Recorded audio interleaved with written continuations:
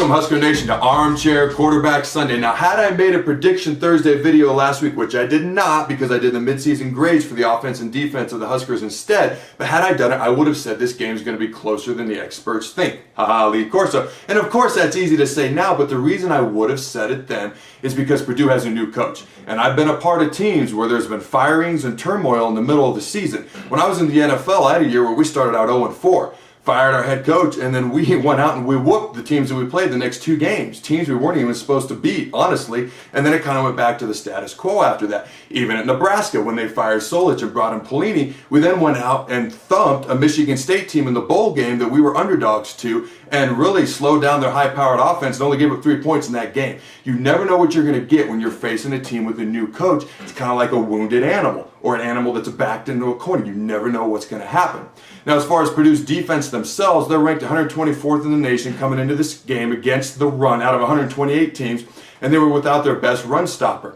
I wasn't a fan of a lot of the play calling for the Huskers in this game. Again, I'm going to ask, why did we quit running the ball? But in the coach's defense, we didn't have a ton of success running the ball. We had 157 yards rushing, which is kind of ho-hum in the middle, not good, not bad.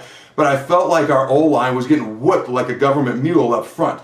The Purdue defensive front, they were doing long sticks, rams, pirates, a bunch of stunts that our offensive line was struggling to pick up throughout the entire game. Now, I've mentioned in the past that the Huskers tend to take a snooze in the middle of the game. I feel like they flat out just took a nap in the middle of this game, to be just bluntly honest with you. We're facing a defense that gives up an average of 34 points a game, and we ended up with 27 points at the end of this game.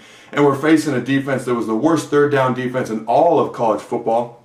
Coming into this game, the Huskers started out 0-4 on third down. They ended up 7 of 15, but thank God for the fourth quarter this entire season, right? We are +7 in turnover margin, which is #1 in the country, and we have outscored our opponents by a combined total of 85 points so far this year in the fourth quarter. And if you break that down to an average per game, we outscore our opponents by an average of almost 14 points per game in that final quarter, so that is huge.